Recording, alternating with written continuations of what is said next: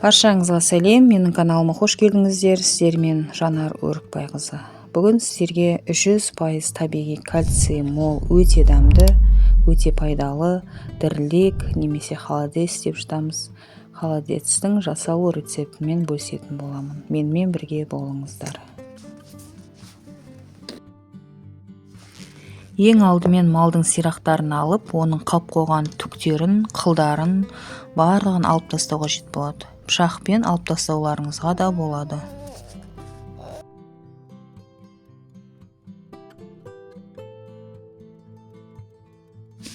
Түктерінен тазалап болғаннан кейін оны біртіндеп қайта қырып, жуып тазалап алдым.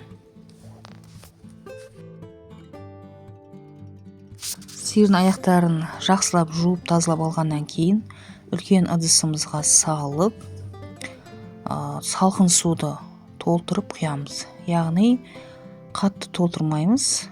Бос үлкендеу ыдысымызға сиырдың аяқтары толық батып тұратындай суымыз болу керек. Қақпағын жауып, газдың отына қоямыз.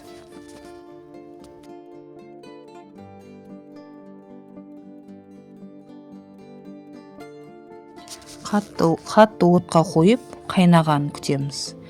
Қайнағаннан кейін бетіндегі барлық көбіктерін алып тастаймыз.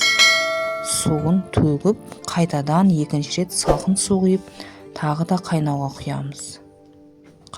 қоямыз.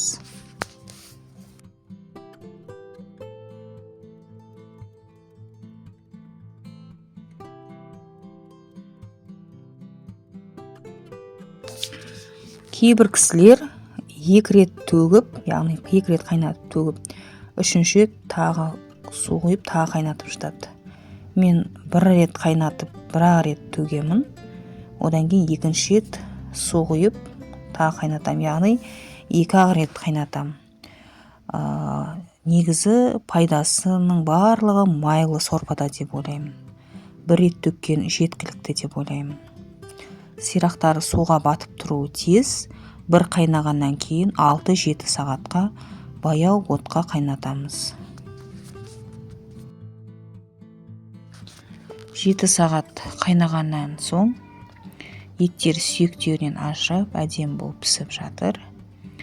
Аскөк салсаңыздар болады сорпаға. Егер аскөк, яғни петрушка укроп салсаңыз, бүтіндей байланған күйі салыңыз.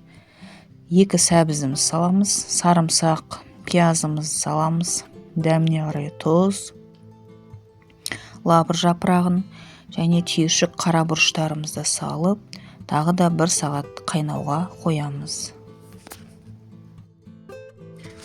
Сиыр аяқтарының қасына қосымша ет қоссаңыздар болады.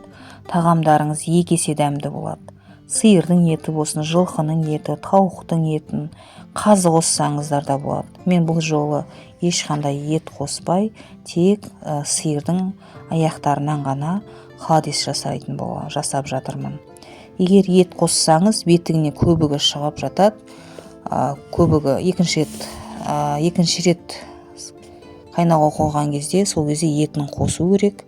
Бетіне көбігі шығып, бетінде көбігін жақсылап алып тастау керек. Ет қоссаңыздар, холодецтеріңіз 2 есе дәмді болып шығады. 8 сағаттай қайнады. Мына сирақтарынан еттері ажыратылып, мына өте жақсы піскен, мына көруге болады. Енді салмаларын біртіндеп сорпадан бөлек аламыз. Одан кейін сорпаны сүзіп алыңыздар. Ішінде майда сүйектері болады, қалып кетіп жатады. Сондықтан осындай 2 сүзгішпен сүзіп алатын боламыз. Еттерін сүйектерінен ажыратып алып, оны бөлек ет тартқыштан өткізетін боламыз.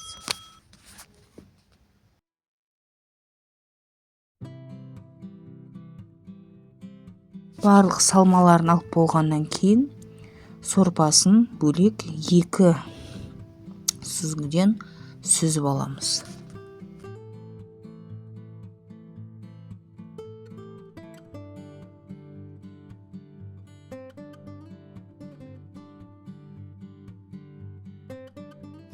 Енді еттерін сүйектерінен ажатып алып, оны ет тартқыштан өткізіп жатырмыз. Көкөністерді де қосып ет тартқыштан өткізуге болады, немесе мен сияқты турап қоссаңыздар да болады. Сиыр еті, жылқы еті болсын, оның еттерін өткізбейсіздер. Піскен ет тартқыштан өтпей тұрып қалады. Оны тек майдалап турайсыз. Ал мына сирақтағы еттерін міндетті түрде ет тартқыштан өткізсеңіздер болады. Дайын болған етті қайтадан сорпаға салатын боламыз.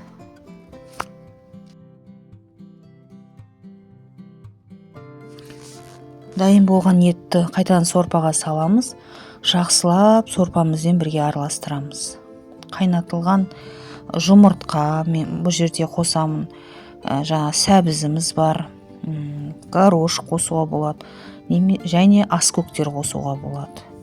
Қалауыңызша қоса бересіздер. Оны қоссаңыздар да, қоспасаңыздар да өз қалауыңыз, қосу міндетті емес.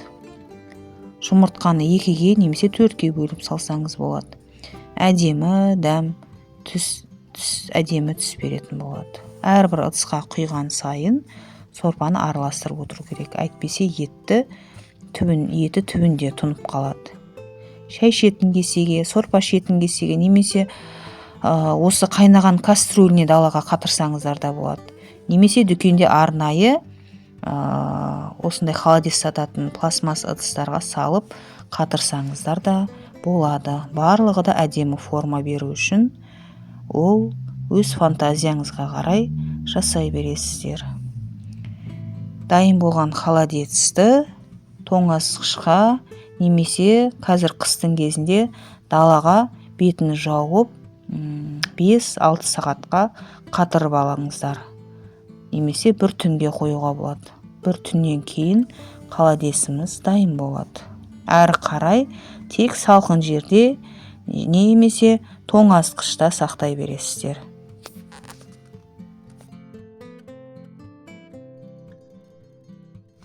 Барлық ыдысқа салдық.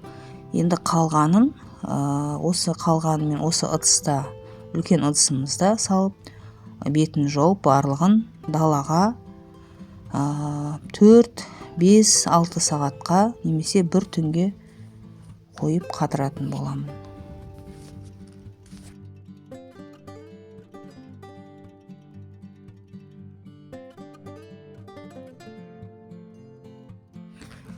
Далада бір түн тұрды, беті жабық күйінде.